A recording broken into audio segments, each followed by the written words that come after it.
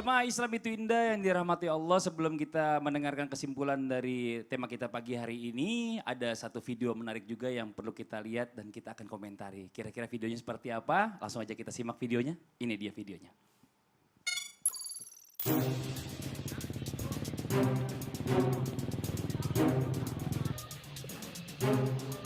Bangga-bangga cacing.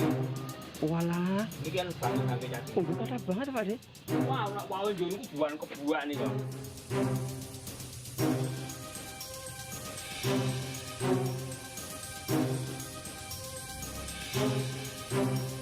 Ini. Buan lupa lu buan wau njur walah. Ambek sak ember Mas. Nanti kudu kula wedi metu. Ya, ini sempat beberapa waktu yang lalu kita lihat ada fenomena ribuan cacing yang muncul tanpa sebab nih. Kira-kira bagaimana pendapat dari guru-guru kita nih, dari Ustadz Syam, mohon izin pendapatnya bagaimana? Bismillahirrahmanirrahim. Jadi tidak ada sesuatu yang tanpa sebab. Pasti ada sebabnya dan Allah Subhanahu wa taala sudah mengatur semuanya bagi orang-orang yang beriman. Mereka langsung mengatakan inna fi dzalika laayatil liqaumin yatafakkarun. Inilah tanda-tanda kebesaran Allah Subhanahu wa taala. Yang perlu kita lakukan bersama adalah yang pertama, tanya kepada ahlinya. Maka seseorang ketika tidak mengetahui ilmunya, tanya kepada pakarnya, ada apa dengan cacing-cacing tersebut. Kebetulan kami ini bukan pakar yang namanya geologi ataupun apapun itu namanya. Kemudian yang kedua, kita cuma mengingatkan supaya mendekatkan diri kepada Allah Subhanahu wa taala. Karena setiap kejadian aneh itu ada hubungannya dengan Allah sedang memanggil kita. Allah sedang menegur kita atau bertegur sapa dengan kita, menginginkan kita mendekatkan diri lebih dekat lagi kepada Allah Subhanahu wa taala. Masya Allah, dari Ustadz Maulana. Bismillahirrahmanirrahim. Saya setuju dengan pernyataan dari Ustaz Syam.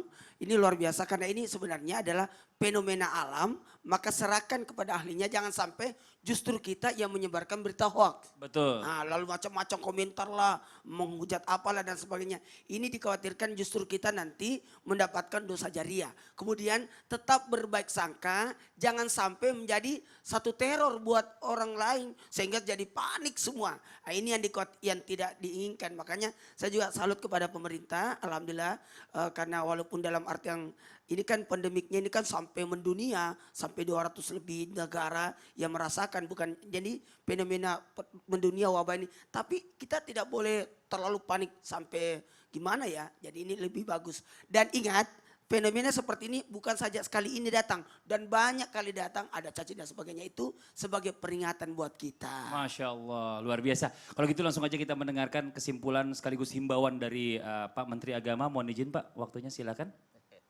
Terima kasih. Assalamualaikum warahmatullahi wabarakatuh. Waalaikumsalam warahmatullahi wabarakatuh. Pemerintah dan juga Kementerian Agama telah mengeluarkan beberapa petunjuk dalam menghadapi kaitan COVID-19 dan datangnya bulan Ramadan. Untuk itu kami sudah mengeluarkan surat edaran nomor 6 tanggal 6 April 2020 yang lalu. Tujuannya adalah untuk memberikan panduan beribadah yang sejalan dengan syariat Islam, sekaligus mencegah, mengurangi penyebaran dan melindungi masyarakat muslim di Indonesia dari risiko COVID-19. Poin-poinnya banyak, tapi saya bacakan agak cepat saja. Panduan pelaksanaan ibadah, 1.